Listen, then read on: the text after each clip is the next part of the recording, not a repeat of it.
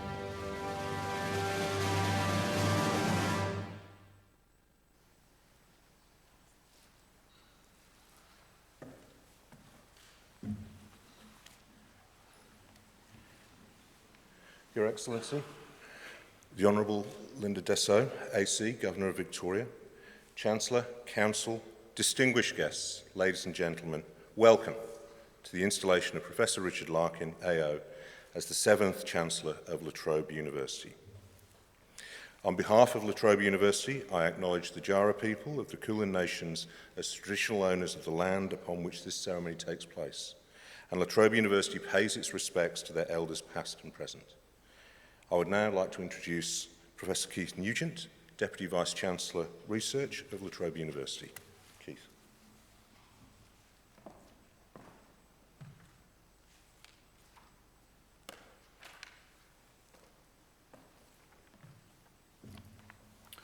Thank you, Pro Vice-Chancellor.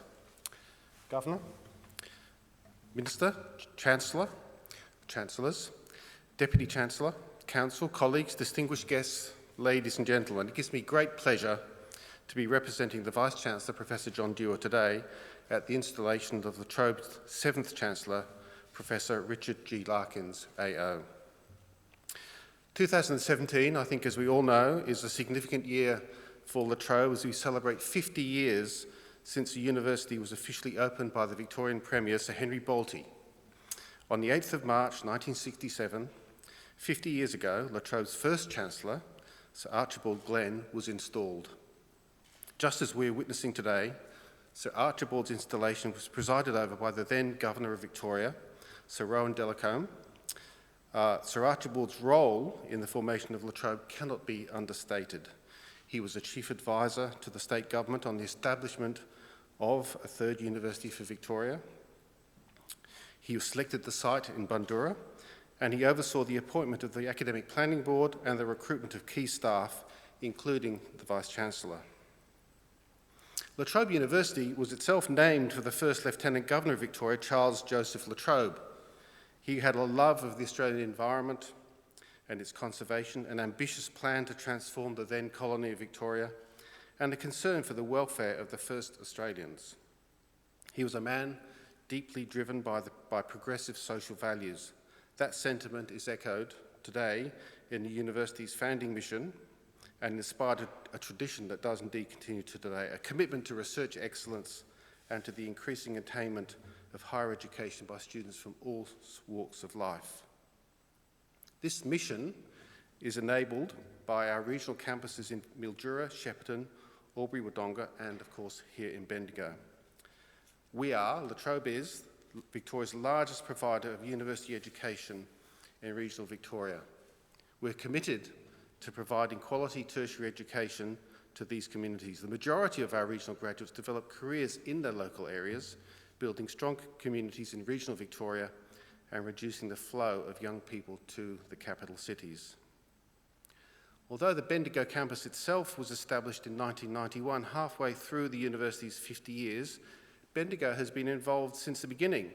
The 1964 La Trobe University Act establishing the university required representation on council from Wodonga and Bendigo, and since 1991, La Trobe Bendigo campus has become an essential part of the university, now with over 5,000 local and international students and more than 400 staff. Charles La Trobe may have been the first Lieutenant Governor of Victoria to be associated with La Trobe, but he was not the only one. Outgoing Chancellor, Professor Adrian Clark, AC, has also held the post from 1997 to 2000. During the last 6 years as Chancellor of the University, Professor Clark and the University Council have overseen the implementation of La Trobe's Future Ready strategy. Through Future Ready, La Trobe has become a livelier, stronger university while retaining our relevance and remaining true to our founding ideals. Since its foundation in 1964, La Trobe University has sought to be different. We were created to broaden participation in higher education amongst communities in Melbourne's north and regional Victoria. Through Future Ready, we have joined this mission with that of pursuing world-class research that makes a difference to some of the world's most pressing problems. La Trobe is one of Australia's most successful universities in pursuing these multiple missions. In short, La Trobe is a place where social inclusion and globally recognised excellence come together for the benefit of our students and our communities.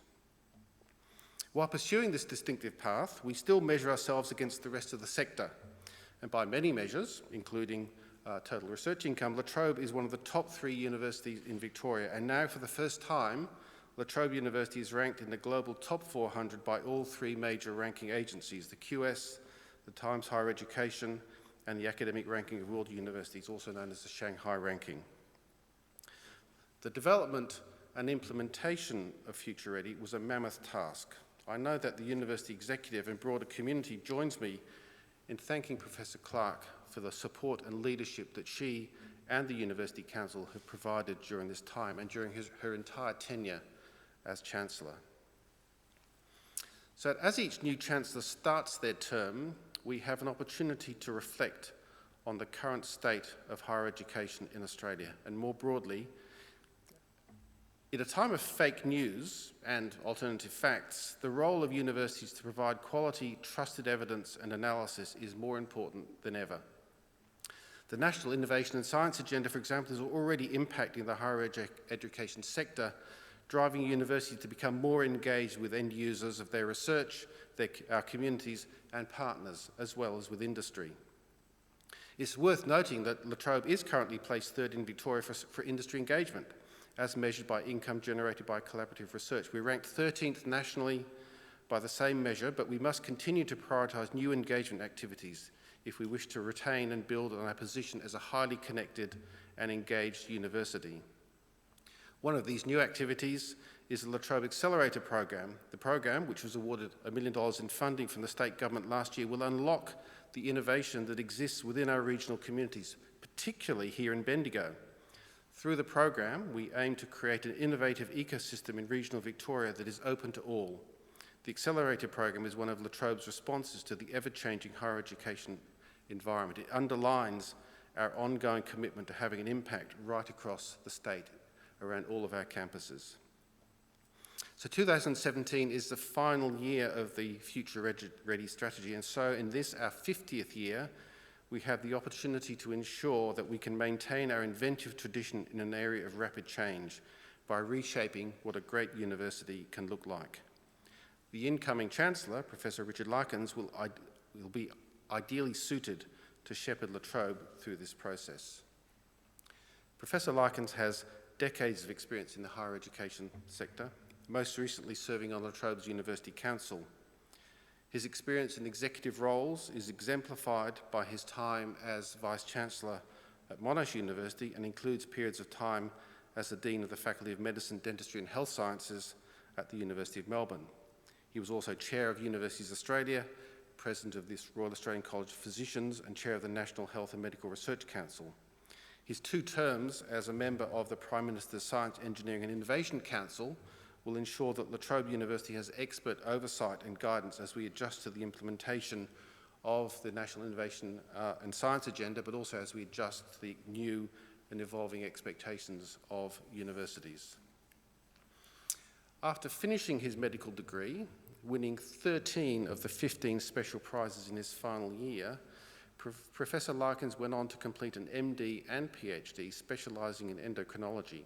His extraordinary career in the UK and Australian universities and hospitals have been recognised with the awarding of the Eric Sussman Prize for Medical Research from the Royal College of Physicians.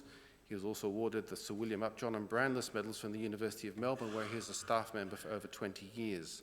And that's just a small taste of the many achievements and recognitions that has been awarded to Professor Larkins. His many achievements have all been recognised outside the medical and academic communities.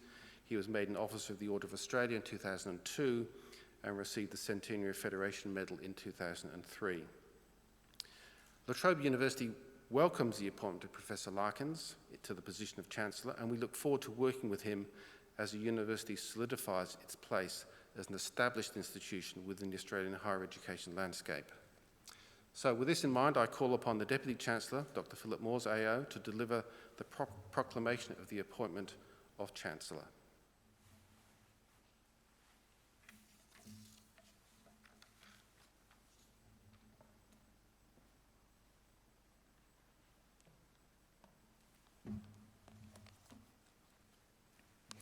On behalf of the La Trobe University Council, I proclaim that at Council meeting number 464 on the 14th of November 2016, in accordance with university regulations, Council elected Professor Richard Larkins, AO, as the 7th Chancellor of the University to commence his term on the 26th of February 2017.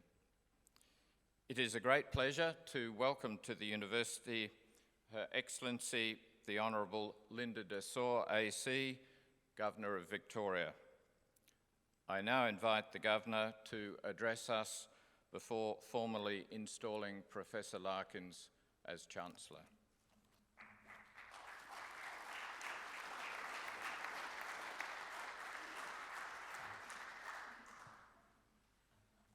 Professor Larkins, Chancellor of La Trobe University, Professor Keith Nugent, Acting Vice-Chancellor of La Trobe University, Ms Marie Edwards, State Member for Bendigo West, Chancellors of Victorian Universities and former Chancellors, distinguished guests, ladies and gentlemen. I'd like to begin by acknowledging the traditional owners of the land on which we're gathering and pay my respects to their elders past and present and to any elders with us today. I'm absolutely delighted to be with you this morning to install Professor Richard Larkins as the 7th Chancellor of La Trobe University. Last December, it was my privilege to deliver the Richard Larkins Oration at Monash University, where, of course, Professor Larkins served with such distinction as Vice-Chancellor. On that occasion, I chose as my subject the uplifting power of great speeches. I hope I haven't inadvertently raised expectations for my remarks this morning. And I also hope that Professor Larkins won't think that I am hounding him from lectern to lectern wherever he goes. That's not my intent at all. In fact, the honour of installing him as Chancellor falls to me as what is known as the visitor to the university. The title visitor is a very old one, and although its origins are somewhat obscure today, it is a happy aspect of the role that I'm able to participate this morning in an event to which I do feel some personal connection. First, there is the significant link through the Office of Governor to this university's namesake, of course, Charles La Trobe, the first Lieutenant Governor of the colony of Victoria. La Trobe was many things. He was a mountaineer, a writer, an artist, a botanist and a geologist, a sensitive and a cultured person, and he was also assigned the massive task of building a modern society from scratch. Despite the get-rich-quick ethos of the era in which he served, Governor La Trobe remained a steadfast advocate of justice, civility and community cohesion. He oversaw the establishment of many of Victoria's treasured institutions, including the Melbourne Hospital, the State Library and Art Gallery, the Botanic Gardens and the University of Melbourne. It was quite a workload, but whenever the Lieutenant Governor felt besieged by the pressures of administration, he'd head out into the bush to visit the outlying settlements and the sheep stations of his bailiwick. There too, he set a daunting precedent, making 94 major tours of country Victoria, including a number to Bendigo. Later on, governors on tour would enjoy the comforts of a vice-regal train, although I assure you today I came here by car, the carriage unfortunately having been retired in the 1980s. Governor La Trobe, however, travelled by horseback, spending long days in the saddle, sketching the landscape and camping under the strange and brilliant stars of the southern sky.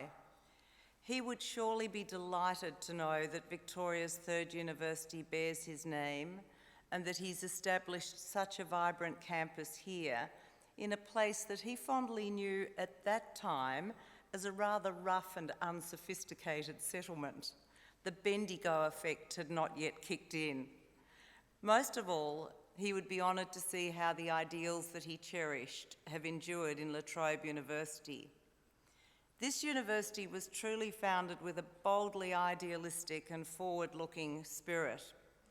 In his inaugural address, Vice-Chancellor David Myers spoke about the university's future contribution to human progress. He imagined La Trobe academics greening the world's deserts with new desalination technology, perhaps powered by innovative methods of tapping and storing solar energy. Well, today at the Murray-Darling Freshwater Research Centre at Albury, Wodonga and Mildura, La Trobe researchers do pursue that vision of securing environmentally sustainable food and freshwater supplies for our future. In 50 years, this university has certainly known great successes. Now, I realise that in a room full of competitive scholars, a visitor singles out examples of academic excellence at her peril. So let me turn to a universal aspect of this university's excellence, and one dear to my heart, and that is inclusion and opportunity. And that brings me squarely to the second reason why I'm so pleased to be with you today. It gives me a chance to celebrate La Trobe's leading contribution to higher education in our regional areas. One of the great privileges of being governor is the opportunity to meet many Victorians in so many different parts of our state. For me, one of the great lessons has been seeing firsthand how high-quality education can transform the lives of young people, particularly those in disadvantaged circumstances and those who live far away from cities. Thanks largely to its regional enrolment, La Trobe has a strikingly diverse student population. In Shepparton, many La Trobe students come from non-English speaking, Indigenous or refugee backgrounds. More than 70% of La Trobe's Mildura students are the first in their family to attend university. Behind these dry statistics are real lives, lives permanently transformed by the chance to study on a local campus, supported by family and social networks, and with real communities revitalised by the benefits of higher education. Research shows us that in areas with lower levels of educational attainment, work is generally lower skilled and lower paid, jobs are harder to find, and people tend to suffer poorer health. In Melbourne, we know that 30% of 20 to 29-year-olds hold a degree. In country areas, that figure is much lower. 20% here in Bendigo, around 15% in Shepparton, Wodonga and Mildura. And that's why it's so pleasing to know that so many of La Trobe's regional students actually choose to remain in their communities after they've graduated. Almost 3/4 of La Trobe's regional graduates in health-related fields will live and work in regional areas, caring for their fellow Victorians. Other regional graduates will care for country in Aboriginal cultural heritage management. They'll teach children. They'll tackle local challenges in social services, in agriculture, and in the arts. And they'll enrich their communities and live fulfilling lives in the places that they love. I think of someone like Penny Davies, Bendigo's 2015 Citizen of the Year. She took her first tentative step into higher education in 1976 at what was then the Bendigo Institute of Technology. She was a mum in her mid-30s at the time. 40 years later, she completed a doctorate in history at La Trobe University. And this year, Dr. Davies has contributed a fascinating chapter on the university's regional history in the first volume published by La Trobe's New University Press. Well, La Trobe's new Chancellor is also someone who has devoted his career to community service. Professor Larkins is a man for all seasons. Like Charles La Trobe, he has extraordinarily broad interests, though he holds, by my count, 5 more degrees and apparently even more limitless energy. Not content with a stellar career in clinical medicine, research and academic administration, he has, as we've heard, also held numerous leadership positions, including as the Chair of Universities Australia. Professor Larkins understands the tertiary landscape and he understands the specific needs of this university. As Dean of Medicine at the University of Melbourne, he was instrumental in establishing the Rural Clinical School in Shepparton, so he does understand the importance of quality regional education. No one appreciates more keenly than Professor Larkins the role that higher education will play in the future peace and prosperity of all Victorians. And I wish him every success as he leads this great university into its next 50 years. May I now invite Professor Richard Larkins to step forward. And may I say, Professor Larkins, on behalf of the Council and members of La Trobe University, I formally admit you to the position of Chancellor of La Trobe University. It gives me great pleasure to present you with this parchment in commemoration of this installation ceremony. Congratulations. Thank you. Congratulations. Thank you.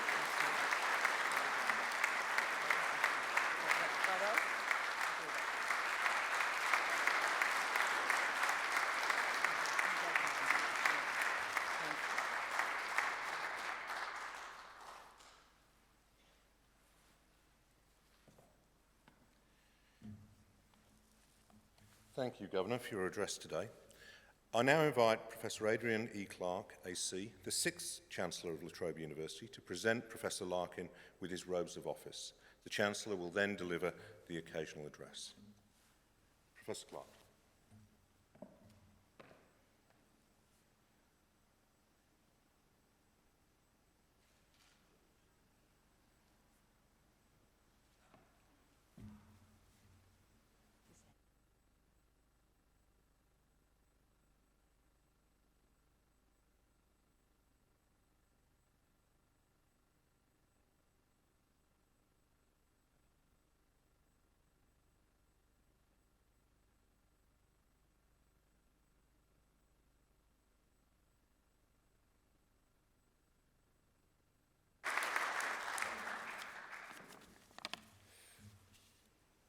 the Honourable Linda Dessau, Governor of Victoria, and Mr Tony Howard, the Member for Bendigo West, the Honourable Murray Edwards, the Deputy Mayor, Councillor Rod Fife, and other councillors of the City of Greater Bendigo, former Chancellors of La Trobe University, Professor Adrian Clark and Dr Sylvia Walton, the Chancellor of Federation University, Dr Paul Hemming, members of Council and staff of La Trobe University, and distinguished guests.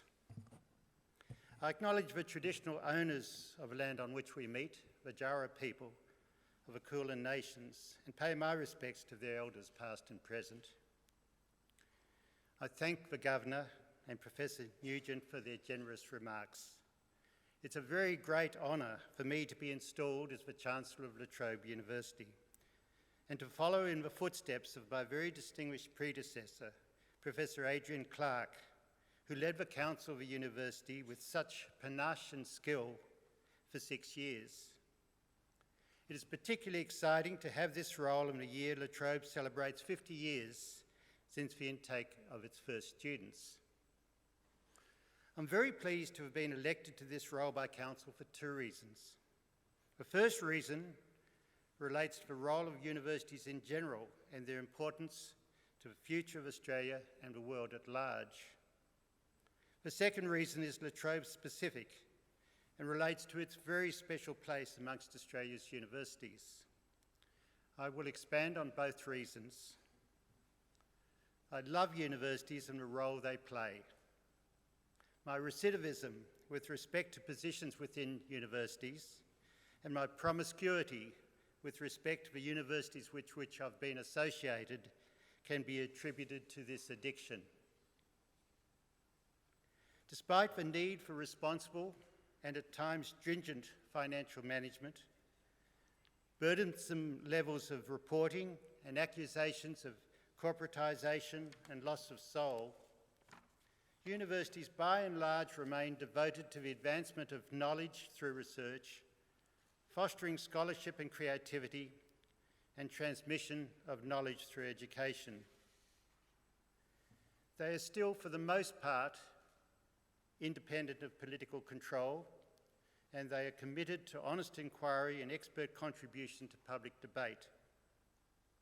With the decline in traditional manufacturing and the highly competitive global environment for agricultural and mineral resources, universities are essential for Australia's economic prosperity by generating new technology and innovation as the basis of advanced manufacturing and more efficient agriculture and mining. If we look at some of the pressing issues facing the world, it is very apparent that universities must play a critical role in solving them.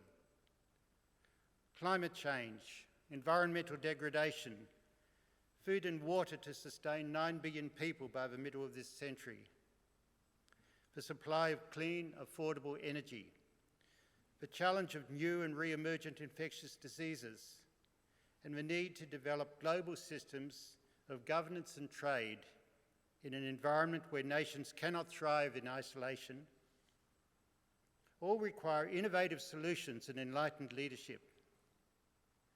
Universities will play a key role in providing the solutions and the enlightened leaders, however distant the prospect of the latter might seem at this time.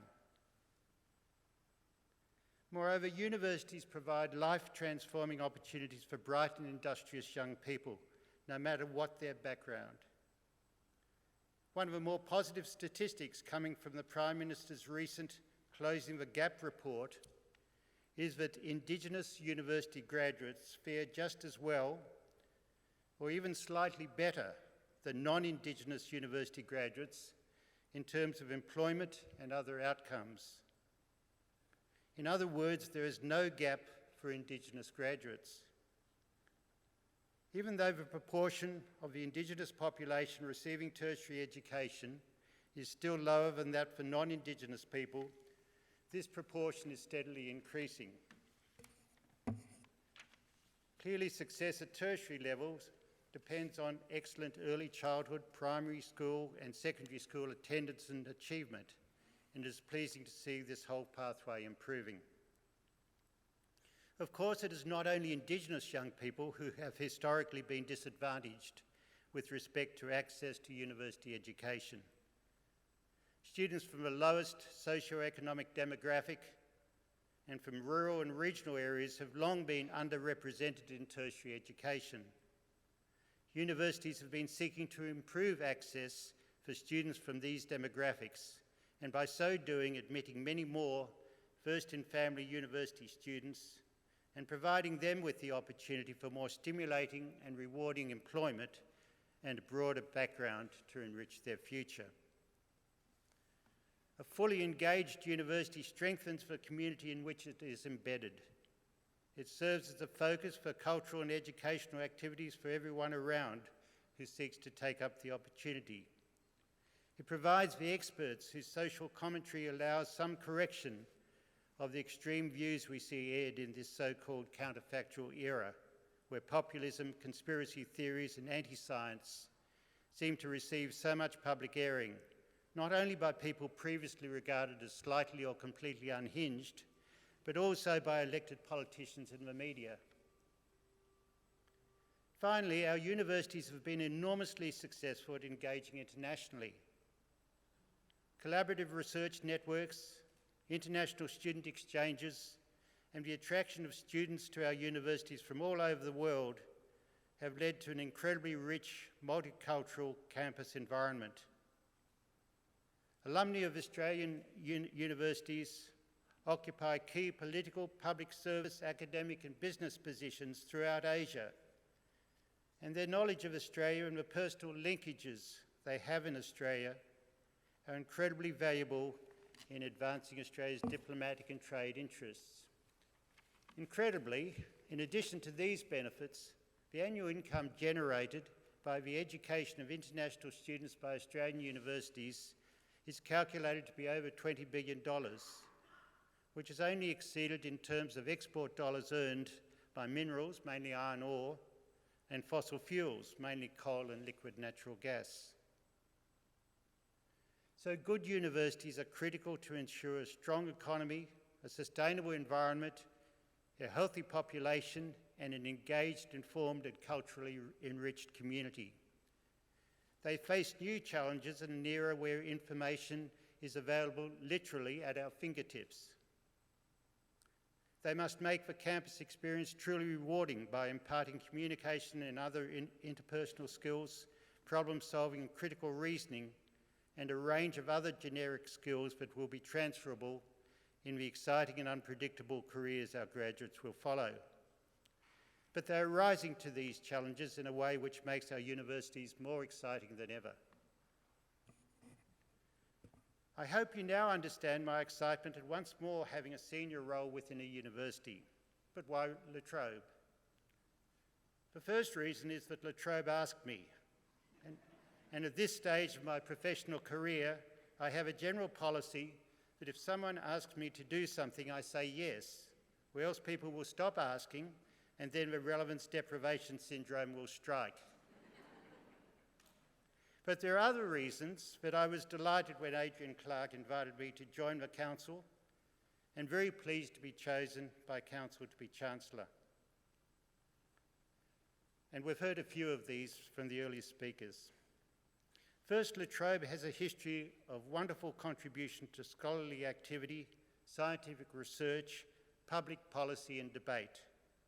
Its alumni are contributing in all spheres of society.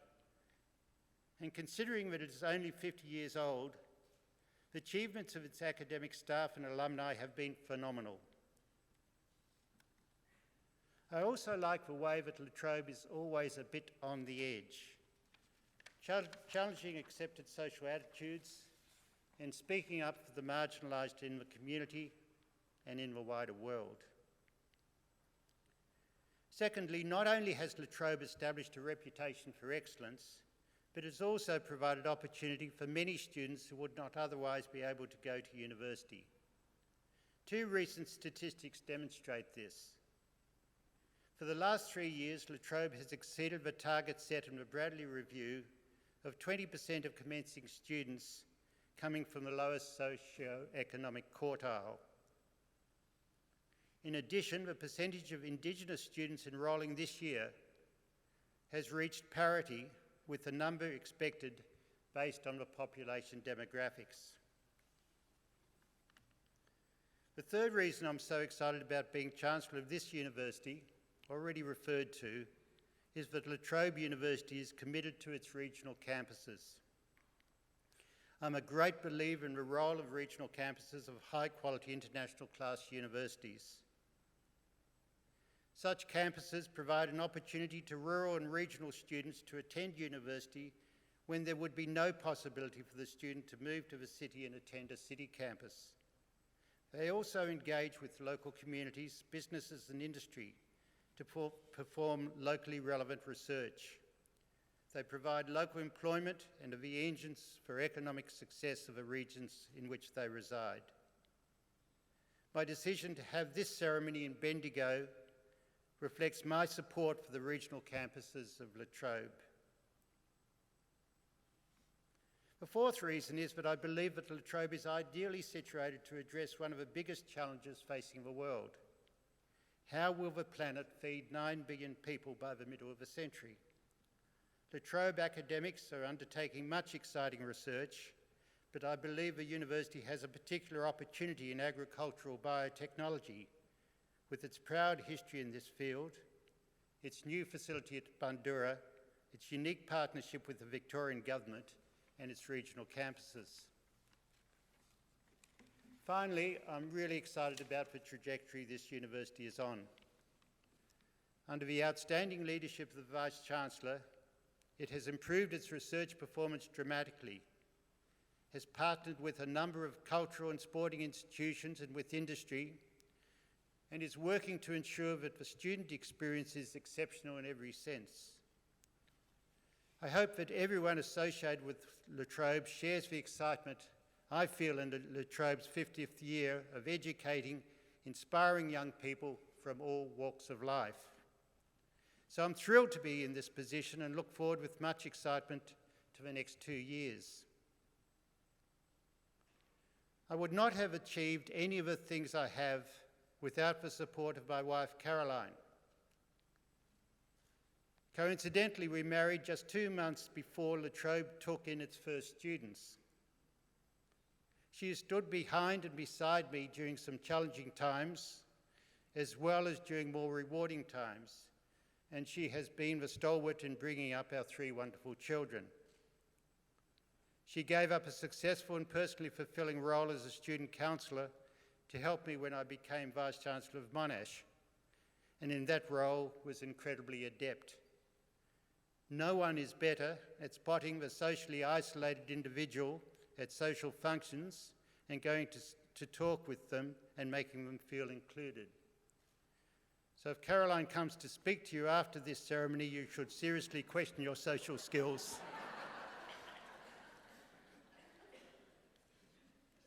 I would also like to acknowledge my mother, who is here today. She was widowed at an early age, managed to ensure her 3 sons were properly educated, and then undertook a law degree and ultimately became one of the foundation justices of a family court. She is also a role model in maintaining optimism and enthusiasm at an advanced age, having just bought a new car when she's due to turn 95 in 4 weeks.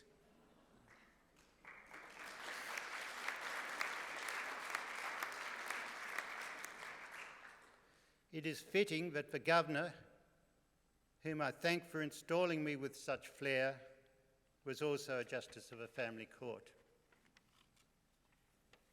I look forward immensely to working with the Vice-Chancellor, the members of Council of La Trobe, and the entire La Trobe community during my time as Chancellor. It is indeed a privilege. Thank you.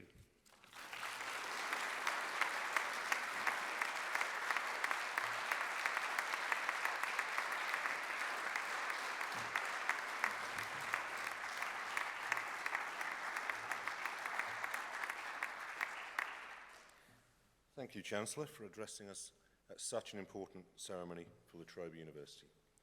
Ladies and gentlemen, that concludes the formalities for today's ceremony. Thank you for for joining us on this significant occasion in the university's history. It is with great pleasure that I invite you to join the Governor and the Chancellor for refreshments. Would you please stand for the academic procession?